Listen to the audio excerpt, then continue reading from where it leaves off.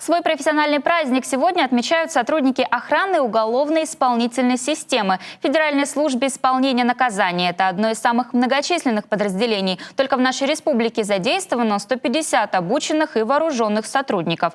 Они охраняют исправительные учреждения и конвоируют осужденных и обвиняемых. О непростой службе за закрытыми дверями. Евгений Стокос.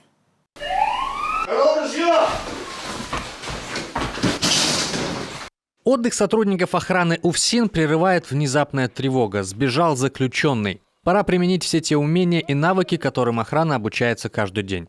Слаженная работа службы, дисциплинированность и высокая психологическая устойчивость ее сотрудников – вот каркас, на котором держится безопасность в колониях и изоляторах. Эта тревога, разумеется, учебная, но именно постоянная отработка таких экстремальных ситуаций позволила добиться того, что уже в течение 18 лет в коме ни один человек, находящийся под стражей, не сбегал.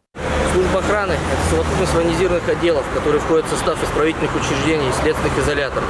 В Республике Коми имеется 13 таких учреждений, охрану которых ежесуточно обеспечивают порядка 150 вооруженных сотрудников. Главной задачей сотрудников подразделения охраны – это надежность изоляции осужденных, подозреваемых и обвиняемых в местах их содержания и при конвоировании. Каждая смена начинается с инструктажа и отработки форс-мажорных ситуаций. Физическая подготовка должна быть всегда на уровне, а действия скоординированы. Подразделения по понятным причинам вооружены, и оружие необходимо содержать в идеальном состоянии. Сюда, в 25-ю колонию, за сутки приходит около 100 человек. Это родственники осужденных, иногда учителя, священнослужители и другие люди. Это не считая сотрудников. Проверяют всех без исключения. Поблажек такая работа не терпит. Здравия желаю, человека пока старший прапорщик Романова. Мобильная связь, оружие имеется при себе?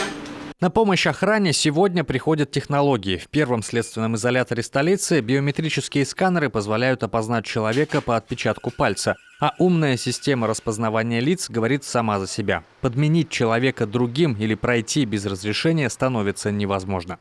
Для идентификации личности у нас используется идентификатор пальцев, биометрическая система аутентификации личности по изображению лица, а также проксимные карты, которые прикладываются к данному считывателю. При прохождении осужденных, кроме идентификации лица, обязательно использование дактилоскопического сканера по отпечатку пальцев. Такое же отношение и к транспорту. Каждую машину тщательно досматривают. Там могут быть не только запрещенные предметы, но и спрятавшиеся нарушители. Здесь на помощь приходят и четвероногие охранники. Собачий нюх никакой сканер не заменит. Благодаря полному покрытию территории учреждений ФСИН видеонаблюдением все реже можно увидеть дозорных на вышках. Теперь с надзором может справиться оператор. А с реагированием – резервные боевые группы, которые всегда готовы к погоне за сбежавшим заключенным. Евгений Стокос, Константин Куратов, Юрген Сыктывкар.